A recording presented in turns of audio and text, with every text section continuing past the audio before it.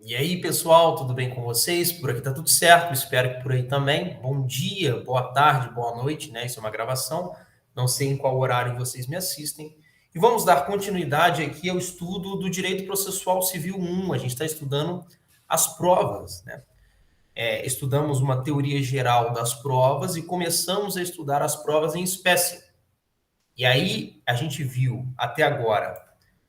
Vamos lá, deixa eu abrir aqui o nosso caderno, né, o nosso material de apoio. A gente viu a ata notarial, tópico 2.1, o depoimento pessoal, tópico 2.2, a confissão, tópico 2.3, a exibição de coisa ou documento, tópico 2.4, prova documental, 2.5, e a gente começa hoje a estudar a prova testemunhal, que é, no caderno de vocês, o nosso item de número 2.6.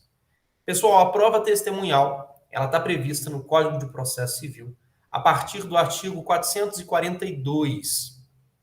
Ela vai do artigo 442 até o artigo 463.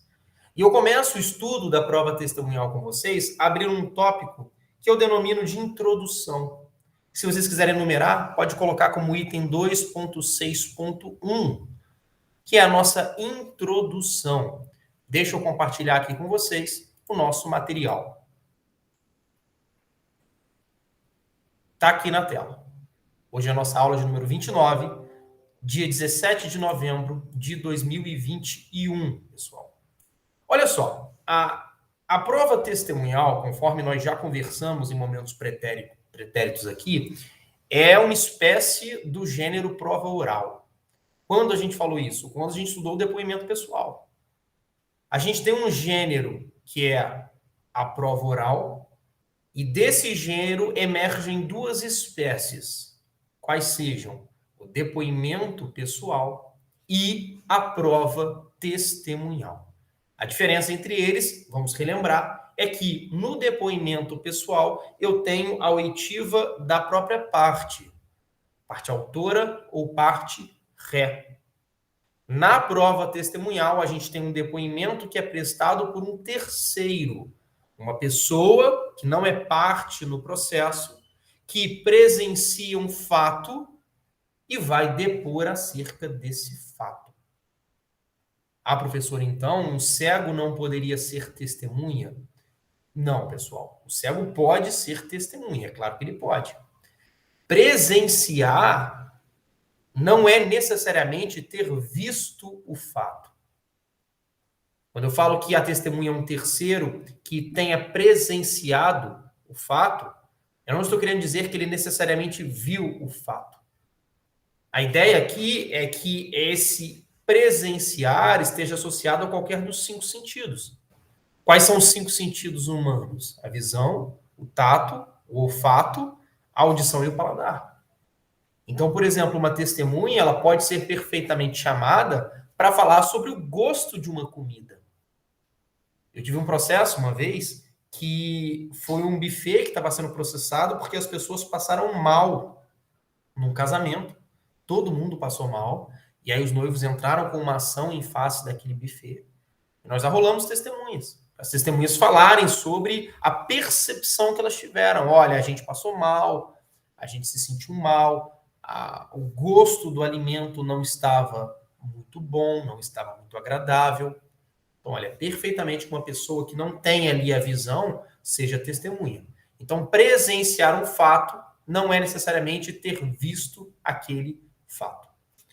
Ainda em caráter introdutório, a doutrina ela vai classificar as testemunhas basicamente em 3 espécies diferentes. Testemunha presencial, testemunha referida e testemunha de referência. Qual a diferença entre essas testemunhas? A testemunha presencial é aquela que presenciou o fato, que estava ali naquele momento em que o fato aconteceu.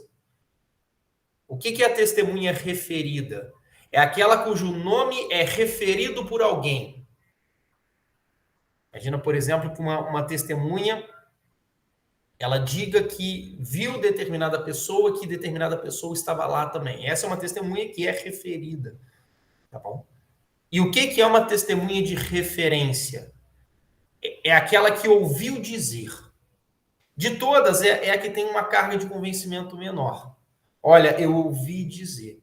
Hoje mesmo, dia 17 de novembro, eu estive em uma audiência de instrução e julgamento em que foi ouvida uma testemunha de referência. O caso era o seguinte: houve um acidente de trânsito, eu sou o advogado do réu, e aí o autor entrou com a ação em face do réu, e ele levou uma testemunha. Inclusive, daqui a pouco eu vou contar uma história interessante para vocês sobre o que aconteceu hoje. E aí, essa testemunha, ela deixou bem claro que ela não presenciou o acidente. Ela chegou em um momento depois do acidente, ela viu o local do acidente sendo desfeito, mas ela não presenciou o fato. Mas e aí? Ela ouviu dizer que foi daquele jeito. Então foi o que ela disse hoje. Na verdade, eu desqualifiquei ela. Ela não foi ouvida como testemunha, eu já explico para vocês. Ela vai ser ouvida como informante. Mas ela chegou a falar. E ela falou: olha, eu ouvi dizer que o acidente foi assim. Isso é uma testemunha de referência. É claro que vai ter uma carga de convencimento menor. Tá? A prova testemunhal, pessoal, é o mais antigo e o mais comum meio de prova conhecido pela nossa história. Né? Só que, infelizmente, a prova testemunhal é um meio de prova desprestigiado. Por quê? Por uma série de fatores. Né? Você pode ter primeiro a má-fé, uma testemunha dissimulada, uma testemunha preparada, né? uma testemunha que tenha sido orientada por um advogado ali a mentir. Hoje eu estava até conversando com o juiz, nessa audiência de instrução que eu participei. Ele estava falando sobre a dificuldade que ele tem de fazer audiência virtual, audiência online. Porque o tato, né, aquele feeling no presencial é totalmente diferente. E ele me falou: doutor, no computador a gente não vê se a parte está tremendo, a gente não consegue ver o olho dela direito, a gente não consegue ver o olhar dela. E tem isso, né? Às vezes você percebe quando uma pessoa está muito nervosa, quando ela mente muito, quando ela olha para o advogado. É estranho. Às vezes o juiz pergunta algo para a parte não, né? Para a testemunha, e ela já olha para o advogado. Isso é algo que tem que ser levado em consideração. É claro que as pessoas ficam nervosas, mas é diferente você fazer uma audiência virtual e uma audiência presencial para ouvir testemunha. Então, é possível que a testemunha ela esteja ali contaminada por uma má-fé. Né? O ser humano, ele tem a má-fé na sua natureza. Claro que eu não estou generalizando, mas é possível. Um outro fator que desprestigia a prova testemunhal é a falta de memória, né? Quem aqui tem uma memória boa? Eu não tenho. Se eu ler alguma informação hoje, daqui 3 dias eu esqueci. Se eu não ficar lendo e relendo aquilo, eu esqueço. E aí, por exemplo, hoje, a testemunha que foi ouvida hoje, as testemunhas que foram ouvidas hoje, né?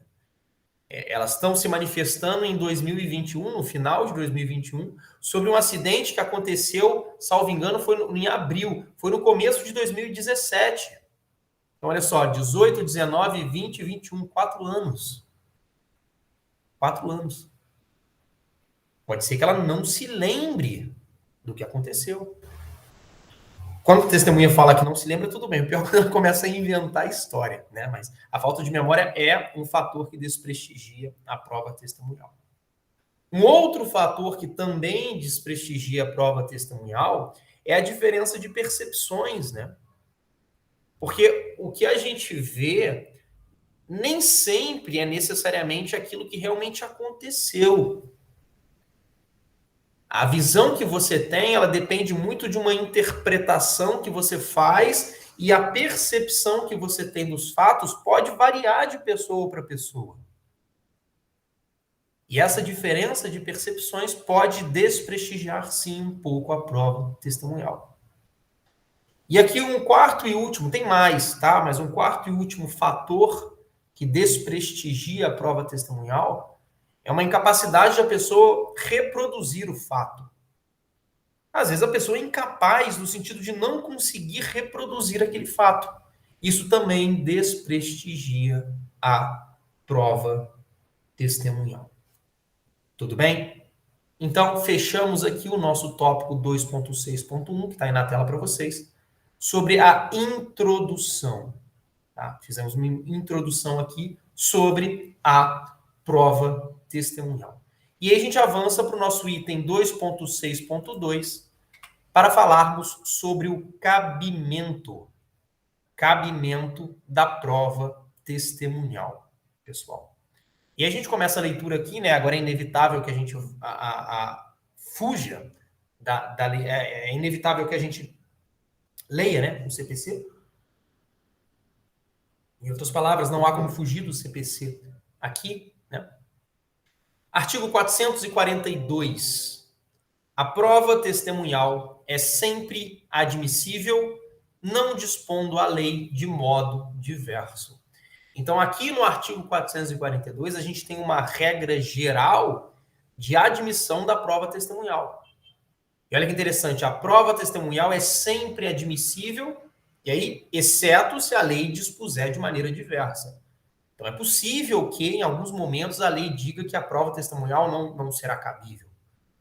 É isso que o CPC está dizendo. Mas, no silêncio, a prova testemunhal é sempre admissível. Isso aqui, por uma questão de prova, é muito interessante, né? Porque se você está fazendo, por exemplo, a sua prova da OAB e se depara com uma assertiva dizendo que a prova testemunhal é sempre admissível, essa palavra sempre, ela ativa um alerta na nossa cabeça, né? Ó, isso aqui está com cara de estar errado. E não está. Não está, está certo. Tá bom? Então, atenção. Artigo 443. O juiz indeferirá a inquirição de testemunhas sobre fatos, inciso 1º, está aí na tela para vocês, já provados por documento ou confissão da parte. Olha só, se o fato já foi provado, seja através da prova documental, seja através da confissão da parte, e aí pouco importa a espécie de confissão. Nós já vimos aqui que a confissão tem várias espécies, né? A judicial, a extrajudicial e tudo mais. Nesse caso, o juiz ele pode indeferir que as testemunhas sejam ouvidas sobre aquele fato específico. E por que nós temos essa inadmissibilidade aqui? Ela se justifica pela sua inutilidade. Ora, pensem comigo. Se o juiz ele já está convencido pelo documento ou pela confissão que aquele fato aconteceu e foi de determinada maneira, ora, ele não precisa ouvir aquela testemunha.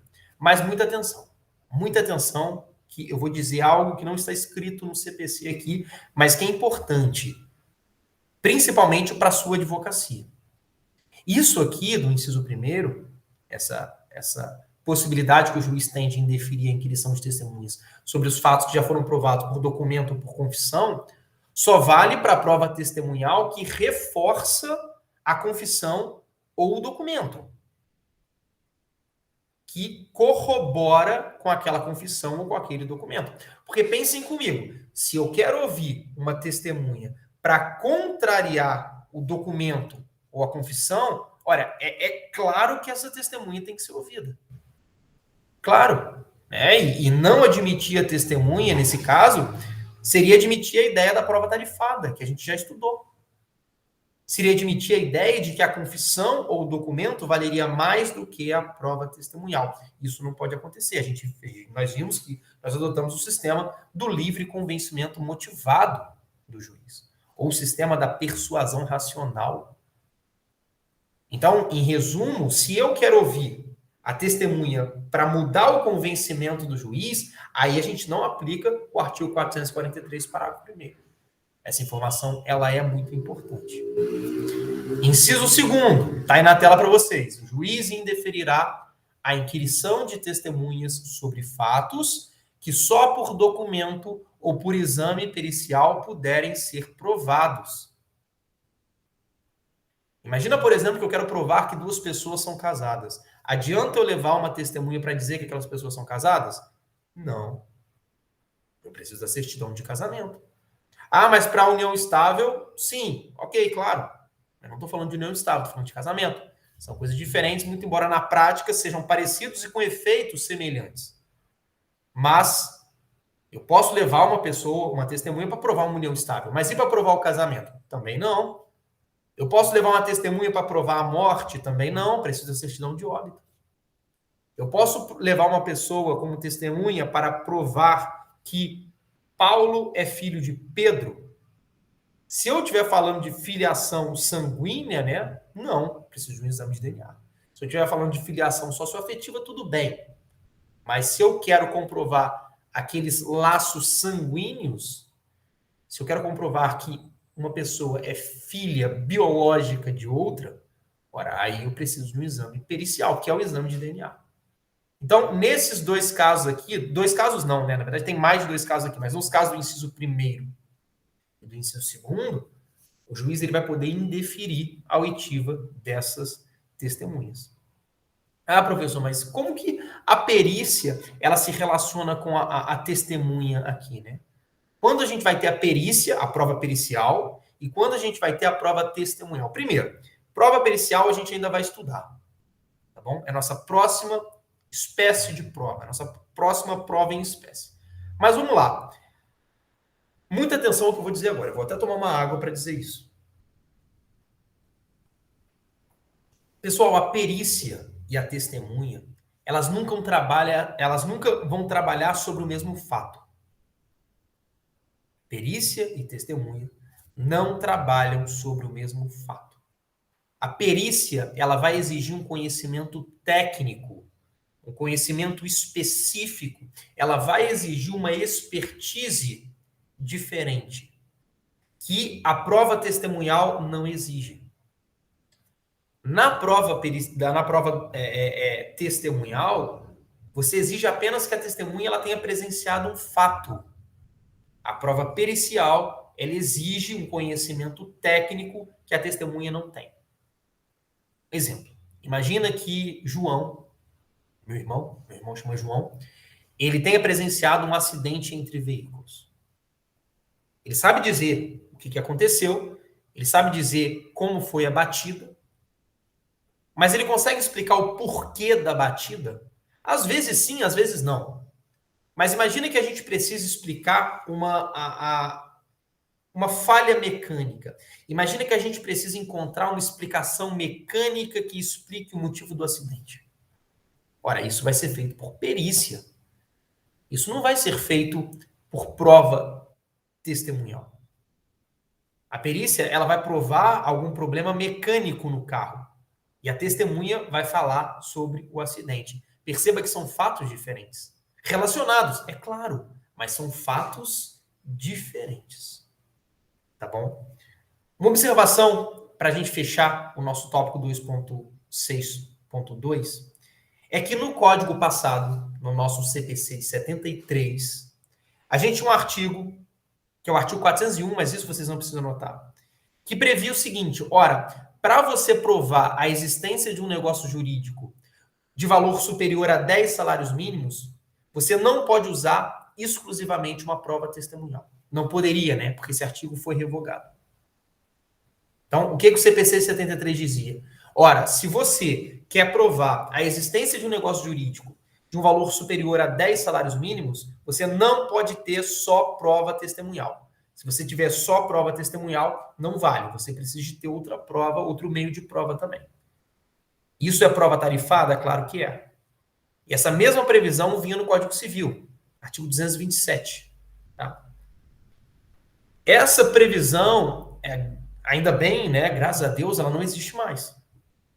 O artigo 401 do CPC 73 não foi repetido e o artigo 1072, inciso 2º do CPC 2015, revogou o dispositivo lá do Código Civil, que era o 227. Então, hoje, atualmente, né, qualquer que seja o valor do negócio jurídico, a prova exclusivamente testemunhal é admissível e, mais importante do que isso, é suficiente. Pode ser suficiente. Né? Com isso, pessoal, quero fazer blocos pequenos aqui. Vamos fechar esse primeiro bloco. No nosso próximo bloco, a gente começa no tópico 2.6.3, que são os sujeitos que podem testemunhar. Dê um play aí, tome um café, na verdade pare, né? Dê um pause aí, tome um café e volte para o nosso próximo bloco.